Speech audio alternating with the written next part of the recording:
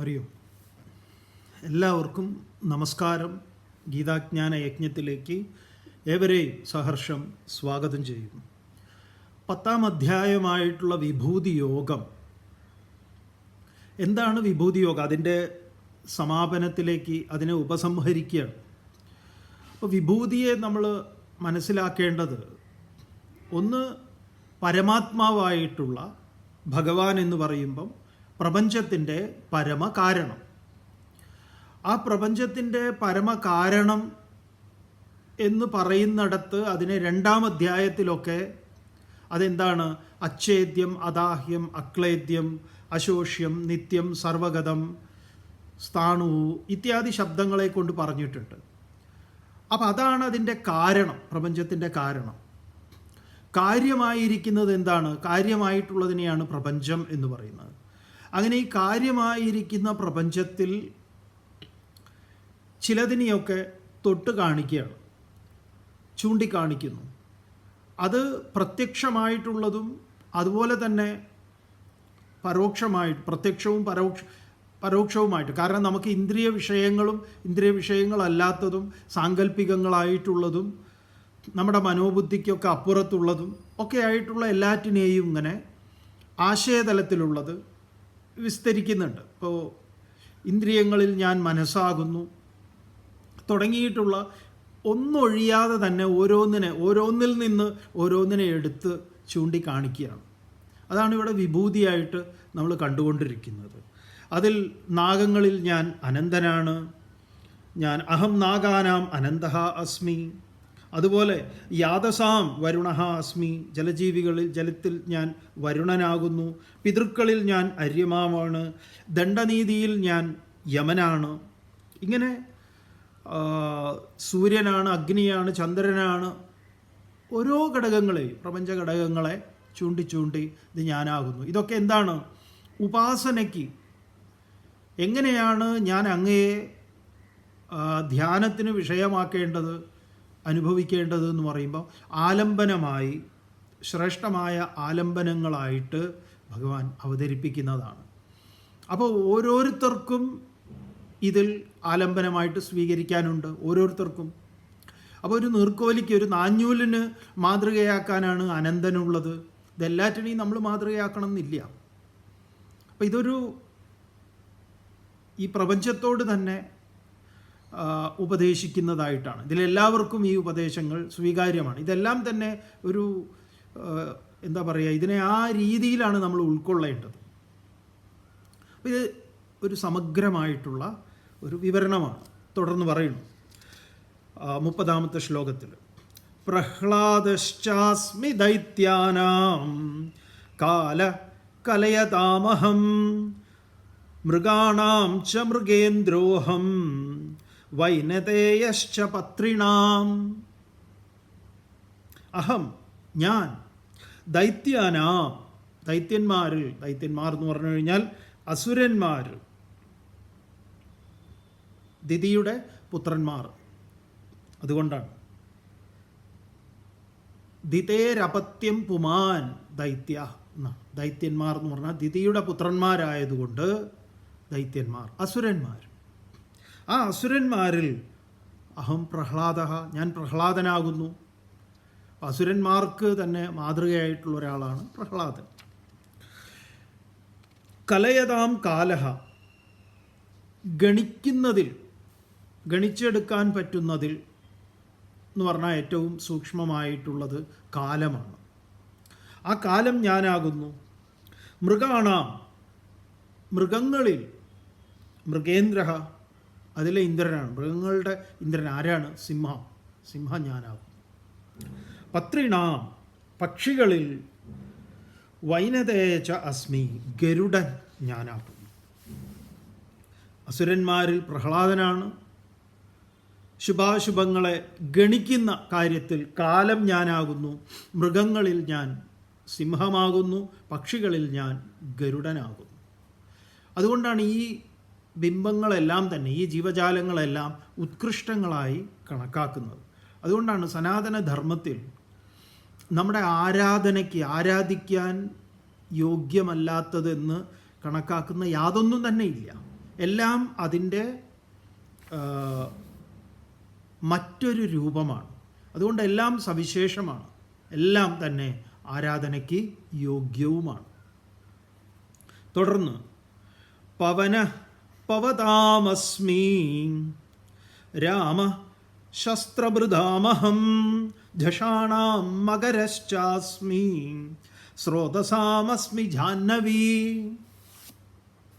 അഹം ഞാൻ പവതാം പവനഃ അസ്മി.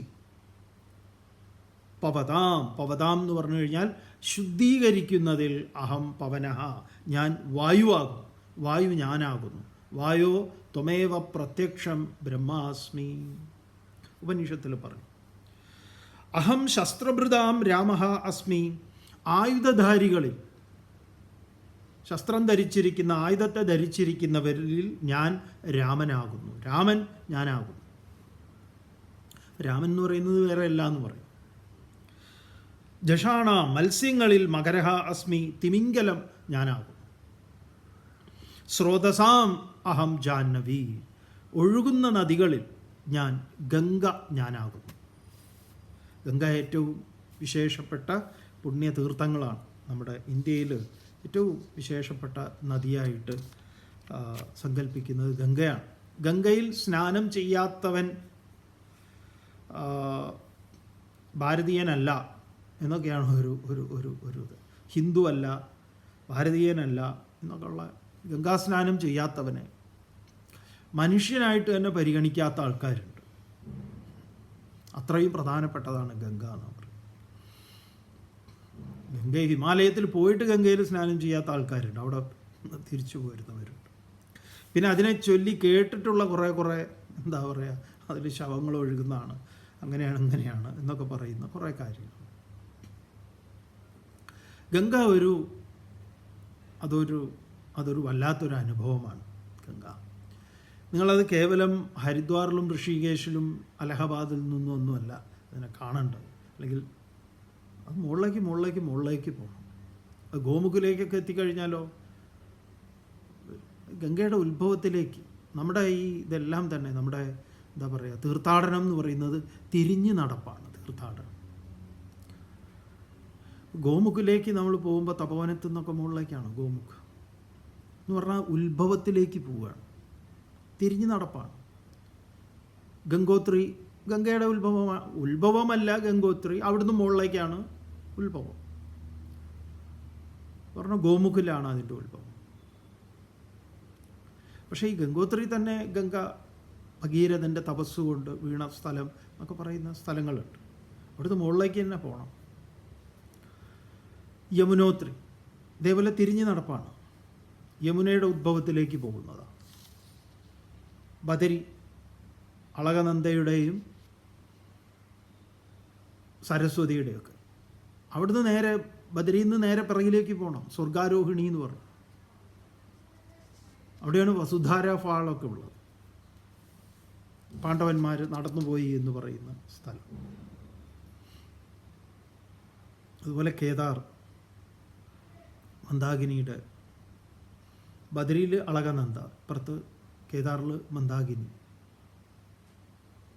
പുഷ്പവതി, കുറേ നദികളുണ്ട്. എല്ലാം നമ്മൾ ഉത്ഭവത്തിലേക്കാണ് പോകുന്നത്. തിരിഞ്ഞു നടപ്പാണ് നമ്മുടെ തന്നെ തീർത്ഥാടനം എന്ന് പറഞ്ഞാൽ അങ്ങനെയാണ്, പിറകിലേക്കുള്ള നടപ്പാണ്. അതാണ് മുന്നിലേക്കുള്ളത്. അപ്പോൾ അതിൽ ഒഴുകുന്നതിൽ ഞാൻ ഗംഗയാകുന്നു. ഗംഗയുടെ മഹത്വവും ശുദ്ധിയും അതൊക്കെ എത്ര പറഞ്ഞാലും മതിയാവാത്ത, അത് നിങ്ങൾ അത് എക്സ്പീരിയൻസ് ചെയ്യണം. ഗംഗയുടെ തീരത്തൊക്കെ താമസിക്കണം. എത്ര സ്നാനം ചെയ്താലും മതിയാവില്ല. അത് അങ്ങനെയാണത്. നമ്മൾ ഇവിടുന്ന് ഹിമാലയത്തിലേക്ക് ആളുകൾ പോകുന്ന സമയത്ത് ആദ്യത്തെ നമ്മൾ ആളുകളോട് പറയുന്ന എല്ലാ ക്ഷീണവും മാറും. രാത്രി ഏത് സമയത്താണ് നമ്മൾ അവിടെ എത്തുന്നതെങ്കിലും ആദ്യത്തെ നമ്മുടെ പരിപാടി എന്ന് പറയുന്നത് ഗംഗാസ്നാനമാണ്, ആദ്യത്തെ തന്നെ. അപ്പോൾ ചിലപ്പോൾ ചിലർക്കൊക്കെ ഒരു അത് വിശ്വസിക്കാനും കുറച്ച് ബുദ്ധിമുട്ടാണ്. എന്നാലും നമ്മൾ നിർബന്ധിച്ച് അവരോട് പറയും, നിങ്ങൾ ചെയ്യൂ. എന്നിട്ട് നിങ്ങളൊന്ന് അത് കഴിയുമ്പോഴേക്കുണ്ടല്ലോ, ഓ സ്വാമി പറഞ്ഞറിയിക്കാൻ പറ്റില്ല, എൻ്റെ എല്ലാ ഇതും പൂർവാധികം ഊർജ്ജസ്വലനാണ് ഞാൻ. അതെ, അത് ഗംഗയ്ക്ക് കഴിയുന്ന ഒരു അസാമാന്യമായ ഒരു ചാർജിങ് പവറുള്ള ഒന്നാണ് ഗംഗ. അപ്പം ഞാനത് ഗംഗയാകുന്നു. തുടർന്ന് സ്രോതസാമപി ജാഹ്നവി. ജന്മമഹർഷിയുടെ കുറേ കഥയുണ്ടല്ലോ. ജാഹ്നവി, ഭാഗീരഥി, ഗംഗ, കുറേ പേരുകളുണ്ട് ഗംഗയ്ക്ക്. മഹർഷിയുടെ ചെവിയിലൂടെ കടന്നു വന്നുകൊണ്ട് കിട്ടിയിട്ടുള്ള പേരാണ് ജാഹ്നവി. സർഗാണാമാദിരന്തശ്ച മധ്യം ചൈവാഹമർജുന അധ്യാത്മവിദ്യാവിദ്യാനാം വാദ പ്രവദതാമഹം. അർജുന, സർഗാണാം സൃഷ്ടികളുടെ ആദിഹി മധ്യ അന്തം അന്തഹാച്ച അഹം. ഞാൻ തന്നെയാണ് സൃഷ്ടിയുടെ ആരംഭവും അതുപോലെ അതിൻ്റെ മധ്യവും ഇതിൻ്റെ അന്തവും, തുടക്കവും ഒടുക്കവും അതിൻ്റെ ഇടയിലുള്ളതും ഞാൻ തന്നെയാകുന്നു. വിദ്യാനാം വിദ്യകളിൽ അധ്യാത്മവിദ്യ ഞാനാകുന്നു. പ്രവദതാം വാദങ്ങളിൽ, പ്രകർഷേണയുള്ള വാദങ്ങളിൽ വാദ അഹമേവ ഞാൻ തന്നെയാകുന്നു വാദം. അപ്പോൾ കോടതിയിലൊക്കെ നടക്കുന്ന വാദം എന്ന് പറയുന്നത് ഭഗവാൻ തന്നെ, ഞാൻ തന്നെയാണത്. നമ്മൾ ഈ ഭഗവാൻ എന്ന് പറയുന്നത് ഇതൊക്കെ ഞാനാണ് എന്നുള്ളത് കേട്ടിട്ടുണ്ടോ നിങ്ങൾ? അതാണ് അതിൻ്റെ ആ വ്യാപ്തി എന്ന് പറയുന്നത്. അതാണ് നമുക്കെപ്പോഴും ഭഗവാൻ എന്ന് പറയുമ്പോൾ പരിമിതമാണ്. നമ്മൾ ഒരു സമയത്ത് ഒരേ സമയത്ത് പറയുകയും ചെയ്യും ഈ പ്രപഞ്ചത്തിൻ്റെ മുഴുവൻ ആധാരമാണ്, അതാണ് ഇതാണെന്നൊക്കെ പറയും. പക്ഷെ വാദം ഞാനാണ് എന്നുള്ളത് പറയും. അപ്പോൾ കോടതിയിൽ നടക്കുന്നതൊക്കെ അതാണല്ലോ. എവിടെയൊക്കെ എന്ത് വാദം നടക്കുകയാണെങ്കിൽ അത് ഞാനാണ്. അപ്പം നമ്മൾ പോലും ചിന്തിക്കാത്ത, നമ്മുടെ മനസ്സ് വ്യാപരിക്കാത്ത മണ്ഡലങ്ങളിലേക്ക് പോലും അപ്പോൾ സദാ നമ്മളെ അതിൽ തന്നെ നിലനിർത്തുന്നു. നമ്മുടെ വ്യവഹാരത്തിലും നമ്മുടെ സ്മൃതിപഥത്തിലേക്ക് ഇതൊക്കെ കടന്നു വരുമ്പം എന്തുണ്ടാകുന്നു? ആ ഈശ്വരൻ എന്ന് പറയുന്ന ആ ഒരു സത്യത്തെ അനുസന്ധാനം ചെയ്യാൻ അതൊരവസരമാകുന്നു. ആ സ്മരണ അത് വളരെ വിശേഷപ്പെട്ടതാണല്ലോ. മറ്റുള്ളതിനെയൊക്കെ ഹനിക്കാൻ പോകുന്നതാണ്. ഹരിസ്മരണ എന്ന് പറയുന്നത് തന്നെ അങ്ങനെയുള്ളതാണ്. തുടർന്ന് അക്ഷരാണാമകാരോസ്മി ദ്വന്ദ്വ സാമാസികസ്യ ച അഹമേവാക്ഷയകാലഃ ധാതാഹം വിശ്വതോ മുഖം. അക്ഷരാണാം അകാരോസ്മി ദ്വന്ദ്വ സാമാസികസ്യ ച അഹമേവാക്ഷയകാലോ ദാതാഹം വിശ്വതോ മുഖ. അക്ഷരാണാം അകാരഃ അഹം അസ്മി. അക്ഷരങ്ങളിൽ ഞാൻ, അകാരം ഞാനാകും. അപ്പോൾ എവിടെയൊക്കെ ആ ഉണ്ടോ അതെല്ലാം ഞാനാണ്. ബാക്കിയുള്ളത് ഞാനല്ലേ എന്ന് ചോദിച്ചാൽ അതെ. പക്ഷേ ഈ അകാരം വരുമ്പോൾ നമുക്കൊരു സ്മരണ വരുമല്ലോ. ഇന്നത് ഞാനാണ് എന്ന് പറയുമ്പോൾ കുറച്ചുകൂടെ ഒരു ശ്രദ്ധ വന്നു. എല്ലാം ഞാനാണ് എന്ന് പറഞ്ഞാൽ നമുക്ക് ഓർമ്മ വരും. എന്താ പറയുക, ശരി. പക്ഷേ ഇന്നതൊക്കെ ഞാനാണെന്ന് പറയുമ്പോൾ അതിനൊരു പ്രത്യേകത വരും. അപ്പോൾ അതിൽ കൂടുതൽ ശ്രദ്ധയുണ്ടാവും. അക്ഷരങ്ങളിൽ ഞാൻ അകാരമാകുന്നു. സാമാസികസ്യ സമാസങ്ങളിൽ ദ്വന്ദ്വ സമാസം ഞാനാകും. ബഹുവ്രീ സമാസം സംസ്കൃതത്തിൽ ദ്വന്ദ്വ സമാസത്തിൻ്റെ പ്രത്യേകത എന്താണെന്ന് പറഞ്ഞാൽ രണ്ട് പദങ്ങൾക്കും രണ്ട് ശബ്ദങ്ങൾക്കും തുല്യ പ്രാധാന്യം നൽകുന്നതാണ്. രാമനും കൃഷ്ണനും രണ്ട് തുല്യ പ്രാധാന്യം വരുന്നത്. അപ്പം അങ്ങനെ തുല്യ പ്രാധാന്യങ്ങൾ വരുന്ന സമാസമായിട്ടുള്ള ദ്വന്ദ്വ സമാസം ഞാനാകുന്നു. അതുപോലെ അക്ഷയകാല അഹം, ക്ഷയമില്ലാത്ത നാശമില്ലാത്ത കാലവും ഞാനാണ്. വിശ്വതോമുഖ ധാതാ അഹമേവ, സർവതോമുഖനായിട്ടുള്ള ബ്രഹ്മാവ് ഞാൻ തന്നെ. അതുകൊണ്ടാണ് കാലയവനൻ ഭാഗവതത്തിലൊരു പ്രധാനപ്പെട്ട കഥാപാത്രം. കൃഷ്ണൻ പേടിച്ച് ഓടി എന്ന് പറയുന്ന ഒരു ആൾ. മുചുകുന്ദൻ്റെ ഗുഹയിലേക്ക് ഓടിച്ച് കയറ്റുന്നുണ്ട്.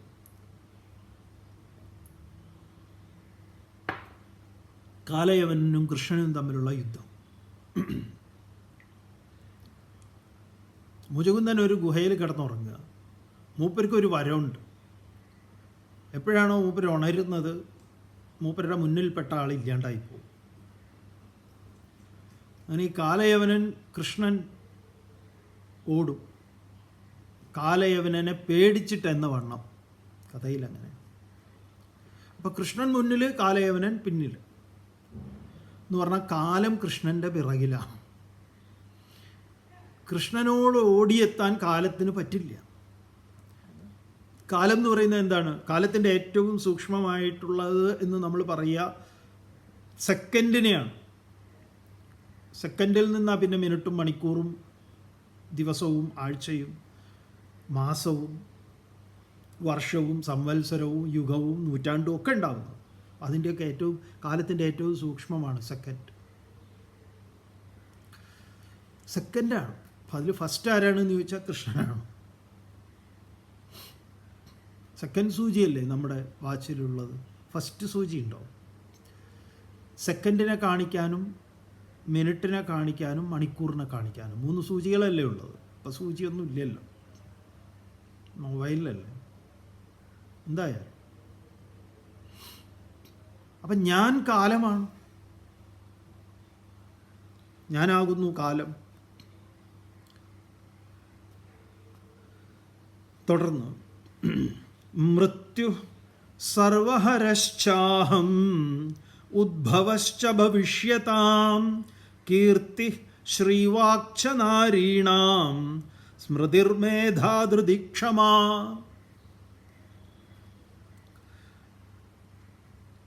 സർവഹര മൃത്യു, എല്ലാറ്റിനെയും ഹരിക്കുന്ന മൃത്യു, മരണം, മാറ്റത്തിന് ആന്തി കുറിക്കുന്നതാണ് മൃത്യു എന്ന് പറയുന്നത്. അതുകൊണ്ട് എല്ലാറ്റിനെയും ഹരിക്കുന്നതാണ് സർവഹര മൃത്യു. ആ മൃത്യു ഞാനാണ്.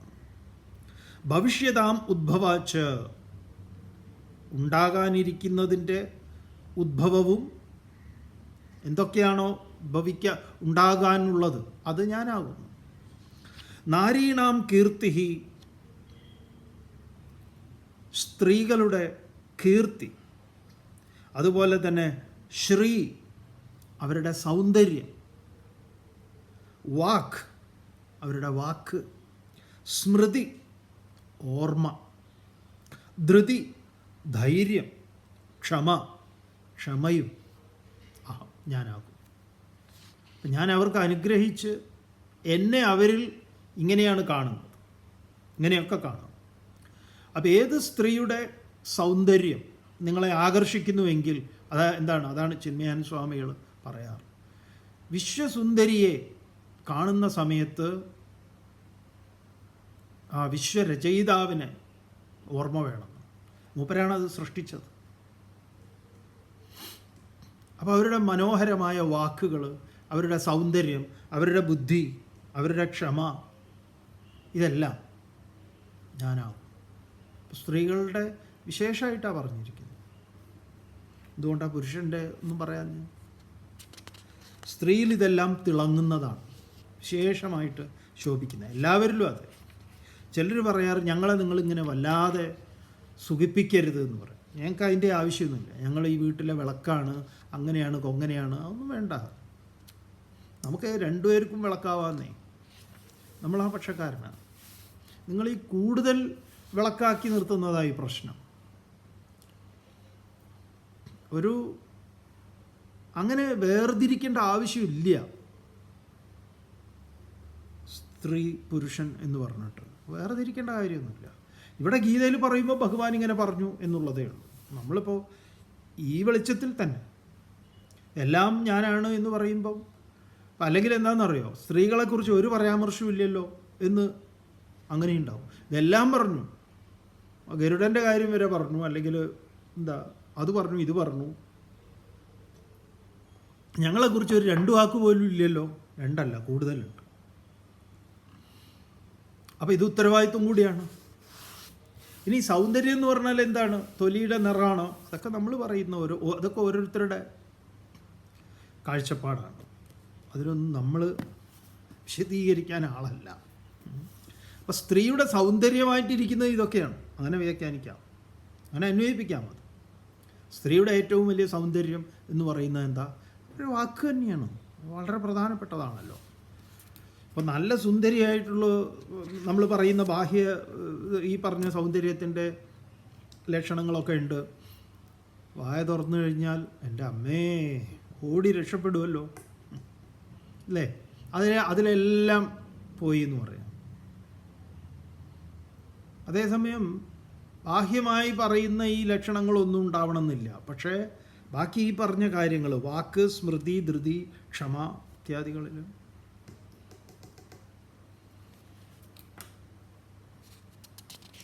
പ്രധാനപ്പെട്ടതില്ല. അത് ഞാനാകുന്നു. തുടർന്ന് ബൃഹത് സാമത്തദാ സാംനാം ഗായത്രീ ഛന്ദസാമഹം മാസാനാം മാർഗശീർഷോഹം ഋതൂനാം കുസുമാകരഃ. സാംനാം ബൃഹത് സാമ, സാമഗാനങ്ങളിൽ ബൃഹത് സാമം ഞാനാകുന്നു സാമവേദത്തിൽ. ഛന്ദസാം ഗായത്രി, ഛന്ദസ്സുകൾ, ആ 24 അക്ഷരങ്ങൾ വീതം ഘടിപ്പിച്ചു വെച്ചിരിക്കുന്ന ആ ഛന്ദസ്സുകളിൽ ഗായത്രി ഞാനാണ്. ഭൂർഭുവസ്വ തത് സവിതുർവരേണ്യം ഭർഗോദേവസ്യ ധീമഹി ധിയോ യോ നഃ പ്രചോദയാത്. ഗായത്രി ഞാനാണ്. തഥാ മാസാനാം മാർഗശീർഷഃ, മാസങ്ങളിൽ ഞാൻ മാർഗശീർഷമാണ് എന്ന് പറഞ്ഞാൽ ധനുമാസമാണ്. കുസുമാകര അഹം ഋതൂനാം, ഋതുക്കളിൽ ഞാൻ വസന്തമാകും. എല്ലാവർക്കും ഇഷ്ടപ്പെട്ടതാണ് വസന്തം, നിറയെ പൂക്കളൊക്കെ ആയിട്ടിരിക്കുന്ന സമയം. അപ്പം നമ്മൾ ഈ നീലക്കുറിഞ്ഞി പൂത്തത് കാണാനും അവിടെ ഊട്ടിയിൽ ഫ്ലവർ ഷോ കാണാൻ പോകുന്നതും ഇങ്ങനെ ഓരോന്ന് പൂത്ത് നിൽക്കുന്നത് കാണാൻ എന്ത് രസമാണ്. പൂക്കളൊക്കെ നമ്മുടെ പ്രത്യേകിച്ച് ഓണമൊക്കെ വരുന്ന സമയത്ത് എല്ലായിടത്തും പൂക്കളാണ്. ഞാനാകുന്നു. അപ്പോൾ എങ്ങനെയൊക്കെ നോക്കിയാലും ഭഗവത് സ്മരണ നമ്മളിലേക്ക് ഇതെല്ലാം ഹൃദിസ്ഥമാക്കുന്ന സമയത്ത് ഉടനെ നമുക്കത് കയറി വരും. ഗീതയിലെ ഈ ശ്ലോകങ്ങളൊക്കെ വരുന്ന സമയത്ത്, ഒരു പൂ കാണുന്ന സമയത്ത്, നല്ല വാക്ക് നന്നായി സംസാരിക്കുന്ന ഒരു സ്ത്രീ അതിമനോഹരമായിട്ട് സംസാരിക്കുന്നു, അവർ വളരെ ക്ഷമയോടുകൂടി കാര്യങ്ങളെ കാണുന്നു. അപ്പോഴൊക്കെ നമുക്ക് നമ്മുടെ സ്മൃതിപഥത്തിലേക്ക് വരിക എന്താണ്? ഭഗവാൻ എന്ന് പറയുന്നത്. നല്ലതല്ലേ അത്? അവിടെ ദോഷമൊന്നുമില്ലല്ലോ. തുടർന്ന് നമ്മളിപ്പോൾ നല്ലതും അങ്ങനെ ഒരു ഇതുണ്ടല്ലോ, നല്ലത് മാത്രം ഭഗവാൻ എന്ന് പറയുക, അങ്ങനെയാണോ? അല്ല, അവിടെ പറയാൻ പോണു. എന്താണ്? ദ്യൂതം ചലയതാമസ്മി തേജസ്വിനാമഹം ജയോസ്മി വ്യവസായോസ്മി സത്വം സത്വവദാമഹം. ചലയതാം ദ്യൂതം അഹമസ്മി. ചലയതാം എന്ന് പറഞ്ഞാൽ തട്ടിപ്പ് വെട്ടിപ്പ് ഉടായ്പ് തന്നെയാണ്.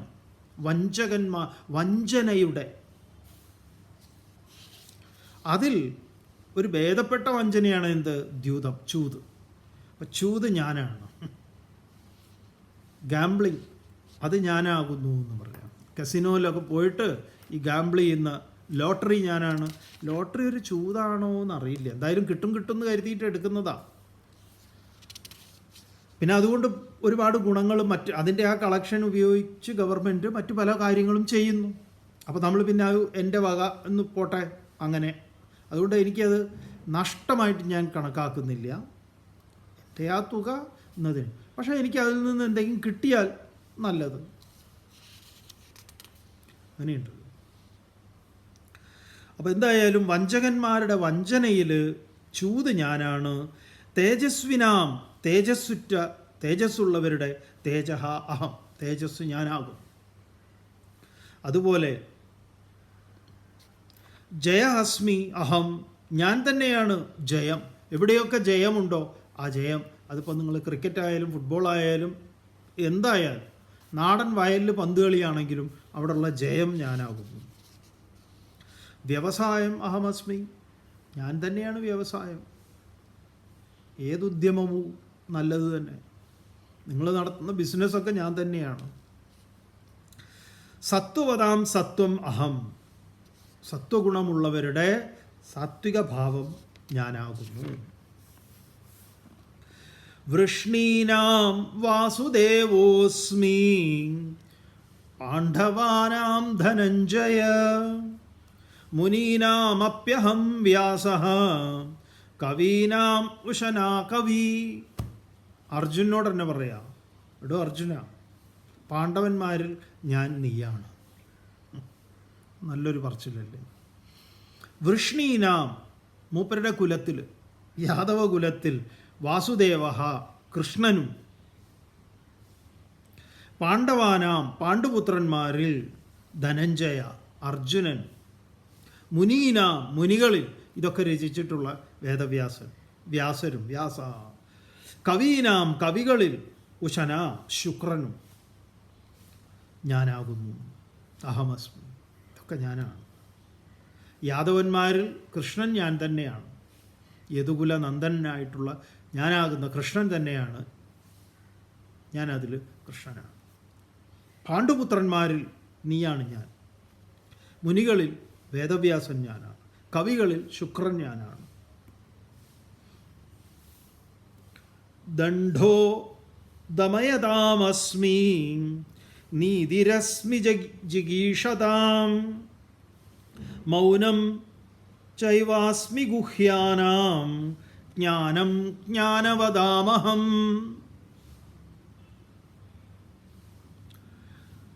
ദമയതാം ദണ്ഡഃ അഹമസ്മി, ദണ്ഡശിക്ഷ നടത്തുന്നവരുടെ ചിലപ്പം ദണ്ഡനം വേണ്ടി വരും.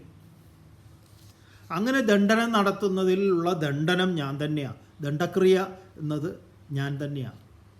എന്ന് പറഞ്ഞാൽ ലാത്തി ചാർജ് ഞാനാ. അതിങ്ങനെ എന്താ പറയുക, ഓരോ വെറുതെ കൂടി നിന്ന് നാട്ടുകാർക്കൊക്കെ ഉപദ്രവമുണ്ടാക്കുന്ന വിധത്തിൽ എന്തെങ്കിലും കാര്യമുള്ളതാണെങ്കിൽ വേണ്ടില്ല,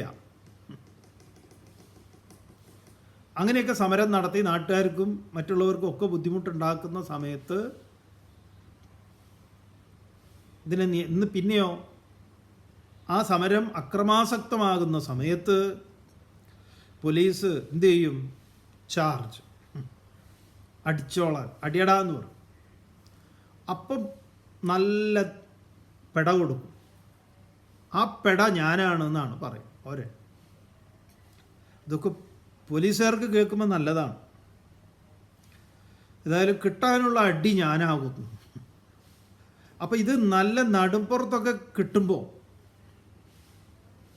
അങ്ങനെ പൊളഞ്ഞു പോവും. അപ്പം ഇത് ഓർത്താൽ മതി, ആരാണ്? ഭഗവാന്റെ അനുഗ്രഹമാണെന്ന്. പണ്ട് അങ്ങനെയാണ്. നമ്മുടെ ഈ നാറാണത്ത് ഭ്രാന്തനിൽ നിന്നൊക്കെ ഒരു ഏറ് കിട്ടിയത് അനുഗ്രഹമാണെന്നാണ് പറയുന്നത്.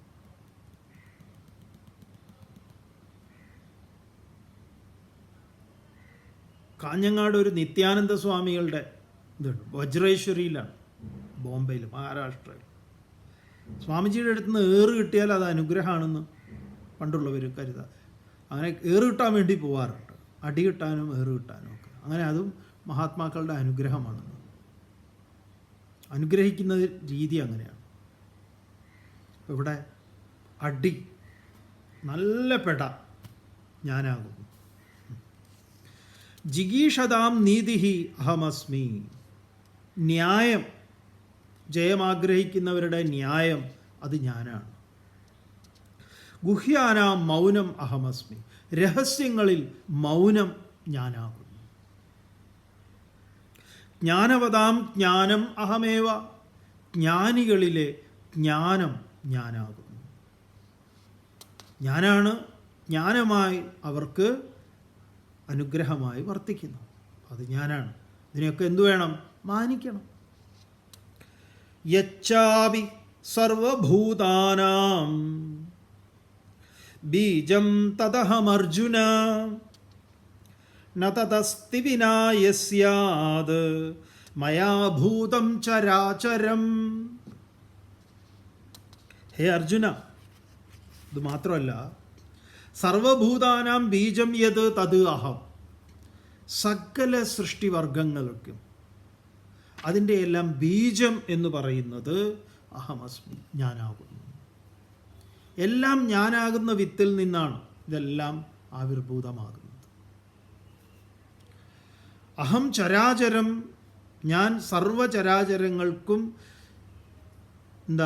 സ്ഥാവര ജംഗമങ്ങളായിട്ട് ഏതൊക്കെയുണ്ടോ, യത് ഭൂതം സ്യാത്, ഏതൊക്കെ ഉണ്ടാകുന്നുണ്ടോ, തത് മയാ വിന നാസ്തി, എന്നിൽ നിന്ന് അന്യമായിട്ട്, ഞാൻ കൂടാതെ, എന്നോട് കൂടാതെ അങ്ങനെയൊന്നും സംഭവിക്കില്ല.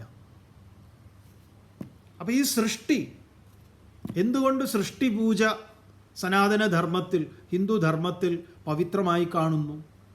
സൃഷ്ടിയിൽ സ്രഷ്ടാവുണ്ട് എന്നുള്ളത് കൊണ്ട്. സൃഷ്ടിയിൽ നിന്ന് അന്യമല്ല സ്രഷ്ടാവ്, അതാണ് കാരണം. ആർക്കെങ്കിലും അത് സ്വീകാര്യമല്ല എങ്കിൽ നിർബന്ധമൊന്നുമില്ലല്ലോ. ഇതാണ് ഇവിടുത്തെ ന്യായം. തുടർന്ന് നാന്തോസ്തി മമ ദിവ്യാനാം വിഭൂതീനാം പരന്തപ യേഷദുദ്ദേശത പ്രോക്തഃ വിഭൂധേർവിസ്തരോ മയാ. ഹേ പരന്തപ, അല്ലയോ അർജുന, മമ ദിവ്യാനാം വിഭൂതീനാം അന്തഃ നാസ്തി. എൻ്റെ പൊന്നുമോനെ, എൻ്റെ ഈ വിഭൂതി ഉണ്ടല്ലോ, ദിവ്യാനാം വിഭൂതീനാം, ദിവ്യങ്ങളായിട്ടുള്ള വിഭൂതിക്ക് അന്തഃ നാസ്തി, ഇതിനൊരു ഒടുക്കൊന്നുമില്ല എന്ന് പറയും. ഇതെവിടെ ചെന്ന് നിൽക്കുമെന്ന് ചോദിച്ചാൽ ഒരൈഡിയ ഇല്ല, ഇതങ്ങനെ കിടക്കുകയാണ്. അതുകൊണ്ട് വിഭൂതേഹേ, വിഭൂതിയുടെ ഏഷ വിസ്തരഹാത്തു, ഈ വിവരണമാകട്ടെ, ഉദ്ദേശത മയാ പ്രോക്ത, ഇതൊന്ന് ചുരുക്കി ഞാൻ നിന്നോട് പറഞ്ഞു തന്നതാണ്, ചെറുതായിട്ട് ഇത് പറഞ്ഞു തന്നത്, വളരെ കുറച്ച്. മാത്രമല്ല, യദ്യത് വിഭൂതി മത്സത്വം ശ്രീമദൂർജിതമേവ വാ തത്തദേവാവഗച്ഛത്വം മമ തേജോംശ സംഭവം. വിഭൂതിമത് ശ്രീമത് ഊർജിതം വാ യത് യത്. വിഭൂതിമത്, ഈ ഐശ്വര്യമാർന്നതായിട്ടുള്ള, ശ്രീമദ് ഊർജിതം വാ, അങ്ങേയറ്റം ശോഭയോടു കൂടിയിട്ടുള്ള, ഈ ഗുണവിശേഷത്തോടു കൂടിയിട്ട് ഏതേത് വിഭൂതിയുണ്ടോ, സത്വം തത് തത്, അതെല്ലാം തന്നെ മമ തേജോംശ സംഭവ, എൻ്റെ തേജസ്സിൻ്റെ ഒരംശത്തിൽ നിന്ന് ആവിർഭൂതമായിട്ടുള്ളതാണ് എന്ന് ഏവം ത്വം അവഗച്ഛ, നീ നന്നായി അറിയണം. ഇത് അർജുനനോട് പറയുമ്പോൾ എന്താണ് ഭഗവാൻ പറയുന്നത്? മോനെ അർജുന, ഈ പ്രപഞ്ചത്തിൽ ഏതേത് ഘടകങ്ങളിൽ ഒരു ചെടിയിൽ ഒരു ഇല, ഒരു മുള നാം പിടുന്ന സമയത്ത് അതിനൊരു സൗന്ദര്യമുണ്ട്. അത് അതിൻ്റെ ഒരു ഇളം പച്ച നിറത്തിൽ, പ്രത്യേകിച്ച് അതിൽ രാവിലെയൊക്കെ വെയിൽ വന്ന് പതിക്കുന്ന സമയത്ത് അതിനൊരു പ്രത്യേക കാന്തി ഉണ്ടാവും. അതുമുതൽ നിൻ്റെ മനസ്സ് ആകർഷിക്കപ്പെടുന്ന എന്തൊക്കെയുണ്ടോ അതെല്ലാം തന്നെ തേജോംശ സംഭവ, എൻ്റെ തേജസ്സിൻ്റെ അംശത്തിൽ നിന്നാണ് ഇതെല്ലാം ഉണ്ടായത്. ഏവ ത്വം അവഗച്ഛ, ഇത് നീ അറിയണം. ഇത് പറഞ്ഞ് ഭഗവാൻ ഈ 10-ാം അധ്യായമായിട്ടുള്ള വിഭൂതി യോഗത്തെ ഉപസംഹരിക്കുക. ആ ഉപസംഹരിക്കുന്നത് നല്ല രസമായിട്ടാണ്. അവസാനത്തെ 42-ാമത്തെ ശ്ലോകം, അഥവാ ബഹുനൈ തേന കിം ജ്ഞാതേന തവാർജുന വിഷ്ടഭ്യാഹമിദം കൃത്സ്നം ഏകാംശേന സ്ഥിതോ ജഗത്. അഥവാ അർജുന, ഏതേന ബഹുന, അല്ലെങ്കിൽ ഏതേന ബഹുന, ഇത് ഇങ്ങനെ വിസ്തരിച്ച് ജ്ഞാതേന അറിഞ്ഞതുകൊണ്ട്, ഇതിപ്പോൾ ഇങ്ങനെ വിസ്തരിച്ചറിഞ്ഞത് കൊണ്ട് എന്തെങ്കിലും പ്രയോജനമുണ്ടോ? ഭഗവാൻ ഇവിടെ പറയുക, ജ്ഞാതേന തവ കിം, നിനക്കെന്ത് പ്രയോജന അർജുന?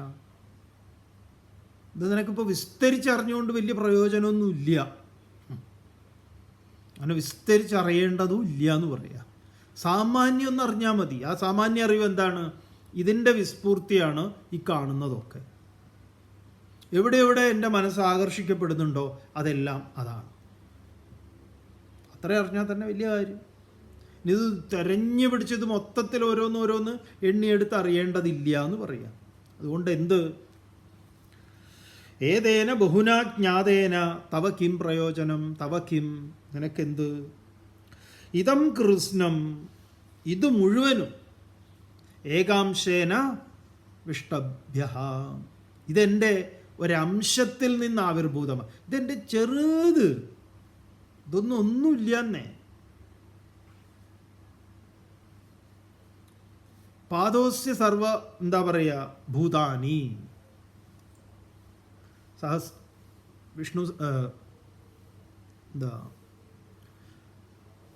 നമ്മുടെ പുരുഷ സൂക്തത്തിൽ സഹസ്രശീർഷ പുരുഷ സഹസ്രാക്ഷ സഹസ്രപാദ് സഭൂമിം വിശ്വതോ വൃത്വ അത്യതിഷ്ഠ ദശാങ്കുലം. എൻ്റെ ഒരു അംശത്തിൽ നിന്നായി ഇത്ര, ഇനി കിടക്കുകയാണ് അഷ്ട അങ്കുലം, ദശാങ്കുലം, 10 അങ്കുലം വീണ്ടും. അപ്പോൾ ഇതൊരു അംശത്തിൽ നിന്നാണ്. ഏകാംശേന വിഷ്ടഭ്യ സ്ഥിത, ഒരു ചെറിയൊരു അംശം കൊണ്ടാണ് ഇതെല്ലാം വ്യാപിച്ചു നിൽക്കുന്നത്. ആ കഥയാണ് 3 അടി അളന്നു മേടിക്കുന്നത്. ഒരൊറ്റ അടി കൊണ്ട് തന്നെ തീർന്നു.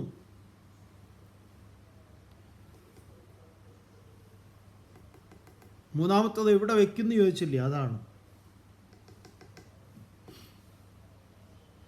ഓം തത്സദിതി ശ്രീമദ് ഭഗവത്ഗീതാസുപനിഷത്സു ബ്രഹ്മവിദ്യായാം യോഗശാസ്ത്രേ ശ്രീകൃഷ്ണാർജുന സംവാദേ ദശമോധ്യായ വിഭൂതിയോഗോ നാമ ദശമോധ്യായ. ഇവിടെ വിഭൂതിയോഗം പറഞ്ഞത് അവസാനിക്കുക. അടുത്തത് അർജുനൻ ഇതെല്ലാം നമ്മളൊരു താക്കോൽ പഴുതിലൂടെ അകത്തേക്ക് കാണാൻ ശ്രമിക്കുന്നത് എപ്രകാരം? അതിൻ്റെ ഡോറ് തുറന്നാൽ എങ്ങനെ ഉണ്ടാവും? ഇവിടെ ഡോറ് തുറക്കുകയാണ്. അടുത്ത അധ്യായം വിശ്വരൂപ ദർശന യോഗം, 11-ാം അധ്യായം. നമുക്ക് നാളെ കാണാം. ഓം പൂർണ്ണമദഃ പൂർണ്ണമിദം പൂർണ്ണാത് പൂർണ്ണമുദച്യതേ പൂർണ്ണസ്യ പൂർണ്ണമാദായ പൂർണ്ണമേവാവശിഷ്യത്തെ. ഓം ശാന്തി ശാന്തി ശാന്തി.